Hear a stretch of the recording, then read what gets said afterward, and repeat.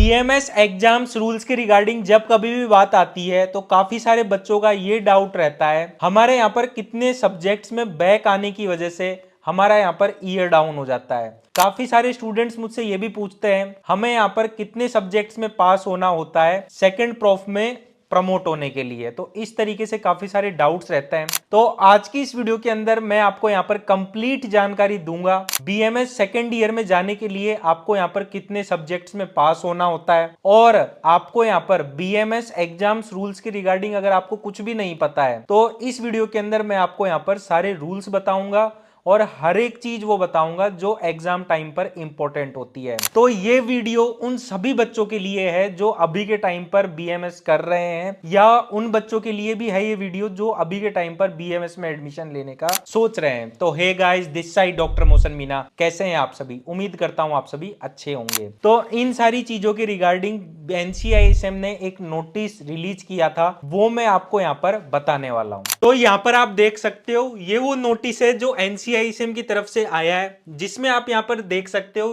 Date है 14 तारीख 11वां महीना 2023। इसमें ये नोटिस आया था किनके पास?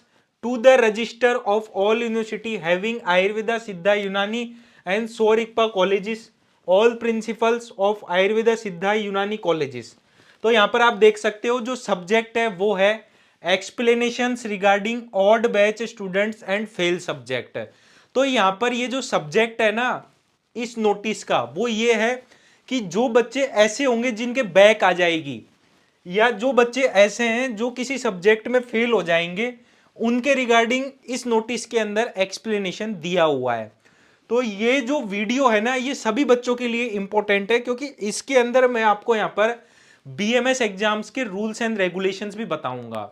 तो देखो, ये बताने से पहले मैं आपको ये भी बता देता हूं कि जो भी बच्चे ऐसे हैं जिनको अभी के टाइम पर ये लग रहा है कि उनके लिए जो बीएमएस फर्स्ट ईयर या सेकेंड ईयर पास आउट करना काफ़ी ज़्यादा मुश्किल है, वो बीइंग डॉक्टर ऐप डाउनलोड करके हमारी कोचिंग्स वगैरह के अंदर भी इनरोल कर सकते हैं, जहां पर आपको बीएमएस फर्स्ट ईयर की सारी क्लासेस मिलती है, बीएमएस सेकेंड ईयर की सारी क्लासेस मिलती है, सारे प्रॉफ की आपको यहाँ पर क्लासेस मिलने वाली है। क्लिनिकल कोर्सेज अगर आप यहाँ पर ज्वाइन करना चाहते हो तो उसके रिगार्डिंग भी यहाँ पर सुविधा उपलब्ध है। एक बार हम वापस से हमारे वीडियो की तरफ आ जाते हैं। तो यहाँ पर आप देख सकते हो शुरुआत में तो यही सारी चीजें दी हुई थी। ये जो पॉइंट्स हैं ये पॉइंट सबसे ज्यादा इंपॉर्टेंट है यहाँ पर। तो यहाँ पर आप देख सकते हो सबसे पहले ये कहा गया है, in respect of above mentioned regulation it is explained that. तो यहाँ पर 5 पॉइंट एक्सप्लेन किए गए हैं, और ये जो 5वां पॉइंट है ना ये सबसे ज्यादा यहाँ पर इंपॉर्टेंट होने वाला है। तो इस वीडियो को आपको यहाँ पर लास्ट तक देखना है। तो देखो, जो सबसे पहला पॉइंट है उसमें ये कहा गया है, the failed student in 1 or 2 subject may be termed as failed but promoted. यानी कि जो बच्चे ऐसे होंगे जो या तो एक पेपर में या 2 पेपर में फेल हो जाएंगे, वो क्या हो जाएंगे? प्रमोट हो जाएंगे सेकेंड प्रॉफ के अंदर, लेकिन वो क्या कहलाएंगे? Failed but promoted. वो उनके मार्कशीट पे आएगा, ये चीज उनको ध्यान रखनी है। उसके बाद में जो दूसरा पॉइंट है उसमें कहा गया है, the failed student in more than 2 subject may be termed as failed and detained. Detained का मतलब ही होता है रोक लेना। तो इसका मतलब ये होता है कि जो बच्चे ऐसे होंगे जिनके यहाँ पर 2 से ज्यादा सब्जेक्ट में बैक आती है, जैसे कि मेरे यहाँ पर 3 सब्जेक्ट में बैक आ गई, तो वो बच्चे क्या कहलाएंगे? यहाँ पर फेल्ड एंड डिटेन्ड कहलाएंगे। यानी कि उन बच्चों को यहाँ पर फर्स्ट ईयर के अंदर रोक लिया जाएगा। ये चीज आपको यहाँ पर ध्यान रखनी है। सुनते जाओ जो जो चीज मैं यहाँ पर ध्यान से समझा रहा हूं। थर्ड पॉइंट जो है उसमें यह कहा गया है, failed but promoted student shall be eligible to keep the term along with their regular batch. साफ साफ सुनना मैंने यहाँ पर क्या कहा। यहाँ पर यह कहा गया है कि जो बच्चे यहाँ पर फेल्ड बट प्रमोटेड है वो बच्चे क्या होंगे? एलिजिबल होंगे किसके साथ? अपने रेगुलर बैच के साथ में सेकेंड प्रॉफ के अंदर। Appear in their professional examinations with their regular batch. तो वो जो एग्जाम्स भी जो होंगे ना वो अपने रेगुलर बैच के साथ देंगे। However the student may appear for subsequent supplementary exams to pass the failed subject. तो यहाँ पर जो नेक्स्ट लाइन है उसमें ये कहा गया है कि जो रिमेनिंग 1 या 2 सब्जेक्ट है जिनमें बच्चों के बैक आई है, उसके लिए बच्चों को यहाँ पर क्या करना होगा?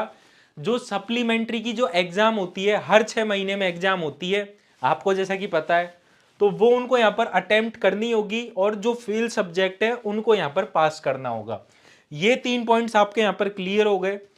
उसके बाद में आप यहाँ पर देख सकते हो जो 4th पॉइंट है उसमें ये कहा गया है, failed and detained student shall not be eligible to keep their term with their regular batch and to appear in respective professional examination with their regular batch. तो यहां पर देखो ये कहा गया है कि यहां पर साफ साफ ये बता दिया गया है कि जो फेल्ड और डिटेन्ड स्टूडेंट होंगे ना, वो यहां पर एलिजिबल ही नहीं है अपने रेगुलर बैच के साथ एग्जाम देने के लिए। ये चीज क्लियर कर दी इन्होंने 4थे पॉइंट के अंदर।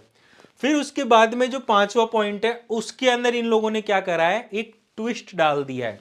वो ट्विस्ट मैं आपको यहां पर समझाता हूं। देखो यहां पर यह कहा जा रहा है, the failed and detained student may appear for subsequent supplementary examinations until the students get eligibility for promotion to next higher professional session and joins the available batch for next professional session as detailed below।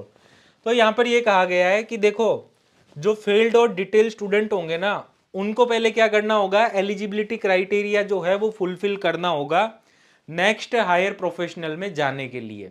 ये चीज आपको clear है। जैसे कि कोई बच्चा है, उसके अगर यहाँ पर 5 सब्जेक्ट में बैक आ गई, पांचों की पांचों सब्जेक्ट में बैक आ गई फर्स्ट ईयर में, तो वो बच्चा जो है वो यहाँ पर पहले ही प्रॉफ के अंदर क्या कर लिया जाएगा, डिटेन्ड कर लिया जाएगा।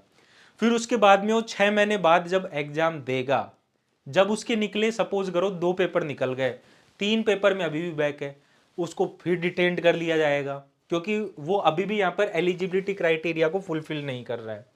उसके बाद में जब बच्चा यहाँ पर फिर 6 महीने बाद यहाँ पर एग्जाम देता है, फिर उसके यहां पर पेपर निकल जाते हैं तीनों के तीनों, तो वो बच्चा जो है वो सेकंड प्रॉफ में प्रमोट हो जाएगा। ये चीज क्लियर है यहां तक आपको। लेकिन उस टाइम तक उसका जो रेगुलर बैच होगा वो उससे 1 साल आगे निकल चुका होगा। तो उस टाइम पर क्या होगा, उस बच्चे को उस बैच के साथ बैठना पड़ेगा, अपने रेगुलर बैच के साथ। कितने महीने, 6 महीने। उसके बाद में उन बच्चों का तो एग्जाम हो जाएगा, उस जिनके साथ उसने यहाँ पर फर्स्ट ईयर करी थी, उन बच्चों का तो 6 महीने बाद एग्जाम हो जाएगा। ये चीज आपको भी क्लियर है। लेकिन उसका एग्जाम नहीं होगा सेकेंड ईयर का।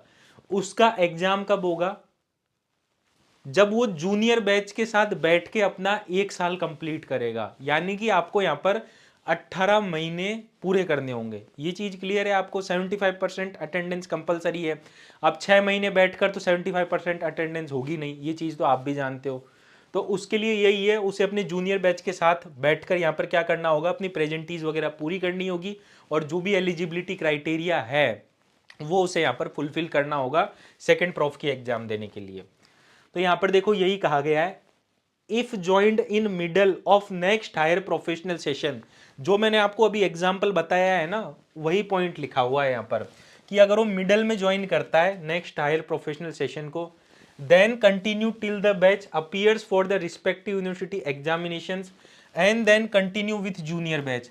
शुरुआत में तो क्या करेगा, अपने रिस्पेक्टिव बैच के साथ रहेगा, उसके बाद में वो कंटिन्यू करेगा जूनियर बैच के साथ में। remaining duration of the study and appearance of the university examination as they when they get eligibility for the respective professional university exam। इससे देखो साफ साफ एक चीज आप लोगों को ये क्लियरली पता लग जाती है, जिन बच्चों के यहाँ पर बैक आएगी उनके लिए अलग से कोई भी बैच नहीं बनाया जाएगा। अब इससे देखो एक चीज आपको ये भी क्लियर होती है, अगर आप यहाँ पर 1 साल बाद ज्वाइन करते हो सेकेंड ईयर, जब आपका रेगुलर बैच को यहाँ पर पढ़ते हुए ऑलरेडी 1 साल हो गया है, तो काफ़ी सारे सिलेबस जो है लगभग 70 to 80% हो गया होगा, तो काफ़ी सारी चीज़ें निकल गई होंगी। तो शुरुआत से तो आपको पढ़ाएंगे नहीं टीचर्स, क्योंकि वो तो जो बैच अभी के टाइम पर चल रहा है मेन बैच उसे पढ़ाएंगे, 10-12 बच्चों को थोड़ी पढ़ाएंगे वो। उस टाइम पर आपको करना क्या होगा, सिर्फ और सिर्फ वहाँ पर प्रेजेंटी कंप्लीट करनी होगी और खुद से पढ़ना होगा। इसी वजह से मैंने आपसे कहा कि जिन बच्चों के लिए यहाँ पर अगर एक बार बैक आ गई आपके और डिटेन्ड हो गए, तो आपके लिए यहाँ पर काफ़ी ज़्यादा समस्या हो जाएगी बीएमएस के अंदर, क्योंकि जो आने वाले 2 प्रोफेशंस हैं आपके, उनके अंदर आपको क्या करना पड़ेगा, अपने जूनियर बैच के साथ कंटिन्यू करना पड़ेगा। इसी वजह से मैंने आप लोगों से कहा, अगर आपके साथ इस तरीके की कोई प्रॉब्लम होती है तो आप आंख बंद करके मुझे कॉल करो, हमारी टीम को कॉल करो, और जो भी हेल्प होगी हमारी तरफ से वो हम आप लोगों की यहाँ पर करेंगे। बाकी मैंने आपको कोचिंग वगैरह की रिगार्डिंग बता ही दिया। यहाँ पर हम पूरा अकॉर्डिंग टू NCISM सिलेबस पढ़ाते हैं, सेकंड प्रॉफ के अंदर भी, थर्ड प्रॉफ के अंदर भी और फर्स्ट प्रॉफ के अंदर भी। तो दिक्कत लेने वाली कोई भी बात नहीं है। आप किसी भी परिस्थिति में हो, आप एक बार मुझसे कांटेक्ट करो, मैं आपको यहाँ पर बताऊंगा सॉल्यूशन। उसके बाद में देखो जो सेकंड पॉइंट है उसमें क्या कहा गया है उसके बारे में भी हम यहाँ पर चर्चा कर लेते हैं। तो यहाँ पर देखो ये कहा गया है, if joined during the commencement of the batch of the next higher professional sessions, then continue with the same batch and appear in respective professional university exam with the same batch on fulfilling the eligibility criteria for appearing in the respective professional university exam। अब इसमें क्या कर दिया, बहुत बड़ा twist डाल दिया। ये जो बी पॉइंट है ना, इसमें ही सबसे बड़ा ट्विस्ट आया है यहाँ पर। क्या से, ये जो वर्ड है ना कमेंसमेंट, इसको अगर आप डिक्शनरी में देखोगे या आप गूगल पे जब सर्च करोगे ना, तो इसका मतलब होता है शुरुआत में। यानी कि अगर बच्चा शुरुआत में अपने बैच के साथ ज्वाइन हो जाता है तो वो क्या कर पाएगा, नेक्स्ट हायर प्रोफेशनल के जो एग्जाम्स होंगे ना वो अपने बैच के साथ दे पाएगा। उसके लिए उसे क्या करना होगा, जो रिस्पेक्टिव एलिजिबिलिटी क्राइटेरिया होता है वो उसे यहाँ पर फुलफिल करना पड़ेगा, और उसके बाद में वो यहाँ पर अपने जो एग्जाम है वो अपने रिस्पेक्टिव बैच के साथ दे सकता है। इसका मतलब तो ये हो जाता है, अगर जैसे कि किसी बच्चे के यहाँ पर 3 सब्जेक्ट में बैक आ जाती है और 6 महीने बाद जब पेपर होते हैं तब वो बच्चा यहाँ पर निकाल लेता है पेपर। तो देखो आपको जैसे कि पता है 75% अटेंडेंस कंपलसरी है, ये चीज़ आप ऑलरेडी जानते हो। अब 18 महीने का प्रॉफ है, तो इसका जब आप यहाँ पर 25% हटा दोगे ना तो लगभग 4.5 महीने होते हैं, और थोड़ी बहुत छुट्टियां वगैरह भी आती है। तो एक तरीके से अगर देखा जाए तो एलिजिबिलिटी क्राइटेरिया तो फुलफिल हो रहा है 6 महीने की बैक आने के बाद भी। तो यहाँ पर पूरा पूरा जो डिपेंडेंस है ना वो किसके ऊपर करेगा, यहाँ पर यूनिवर्सिटी के ऊपर डिपेंड करेगा, वो उस बच्चे को यहाँ पर एग्जाम देने देती है या नहीं देने देती है। लेकिन अभी तक यहाँ पर देखो जो सेकंड प्रॉफ वाले हैं उनके अभी तक तो यहाँ पर एग्जाम हुए नहीं है। अब बहुत सारी यूनिवर्सिटीज़ के अभी के टाइम पर स्टेटमेंट आए हैं कि हम यहाँ पर ऐसे बच्चों को एग्जाम देने नहीं देंगे, कुछ यूनिवर्सिटी ने ये भी कहा है देने देंगे। तो इसके रिगार्डिंग है ना अभी तक कोई क्लियरिफिकेशन आया नहीं है क्लियर कट। NCISM ने नोटिफिकेशन तो निकाल दिया, लेकिन इसमें ये ए पॉइंट और बी पॉइंट डाल के बहुत बड़ी गड़बड़ी कर दी, और ऐसा एक वर्ड डाला है जिसकी वजह से क्या हो गया, बहुत सारे बच्चे यहाँ पर कंफ्यूज हो गए हैं। तो मैं आप लोगों से यही कहूँगा, यहाँ पर पूरा पूरा टोटली कंप्लीटली यूनिवर्सिटी के ऊपर डिपेंड करेगा, वो आपका यहाँ पर एलिजिबिलिटी क्राइटेरिया गिनती है या नहीं गिनती है। 75% अटेंडेंस अगर आपकी यहाँ पर फुलफिल होती है तो आपको यहाँ पर एग्जाम देने दी जाएगी। फिर उसके बाद में जो 6th पॉइंट है उसमें थर्ड प्रॉफ के बारे में ये बताया गया है कि जो आपका यहाँ पर थर्ड प्रॉफ होगा, the student have to pass all subjects of first and second prof and shall to qualify 9 elective subjects. इसका मतलब ये होता है कि जिन भी बच्चों को यहाँ पर थर्ड प्रॉफ का एग्जाम देना है उनके हर एक सब्जेक्ट यहाँ पर क्लियर होने चाहिए, फर्स्ट प्रॉफ सेकंड प्रॉफ, और जितने भी 9 इलेक्टिव्स है ना वो यहाँ पर क्या होने चाहिए, कंप्लीटली क्वालिफाई और पास होने चाहिए, तभी आप यहाँ पर क्या कर पाओगे, थर्ड प्रॉफ का एग्जाम दे पाओगे। ये चीज आपको यहाँ पर क्लियर हो गई। फिर उसके बाद में कुछ पॉइंट्स बताए गए हैं जो मैंने खुद से अपनी तरफ से ऐड ऑन किया है, जैसे कि मिनिमम मार्क्स जो होते हैं पासिंग के वो यहाँ पर 50% होते हैं, ये चीज़ आप जानते हो थ्योरी और प्रैक्टिकल में। और जो 75% मार्क्स होता है ना ईच सब्जेक्ट में, जिस भी बच्चे के यहाँ पर अगर 75% मार्क्स अगर आ जाते हैं किसी भी सब्जेक्ट में तो उसे अवार्ड किया जाएगा डिस्टिंक्शन के साथ में, ये चीज़ आपको यहाँ पर ध्यान रखनी है। फिर उसके बाद में ये कहा गया है कि जो सप्लीमेंट्री एग्जामिनेशन जो होंगी ना वो 6th मंथ के रेगुलर पीरियड में लगती है, यानी एक साल में 2 बार एग्जाम होती है। एक एग्जाम होती है विंटर एग्जाम, एक एग्जाम होती है समर एग्जाम।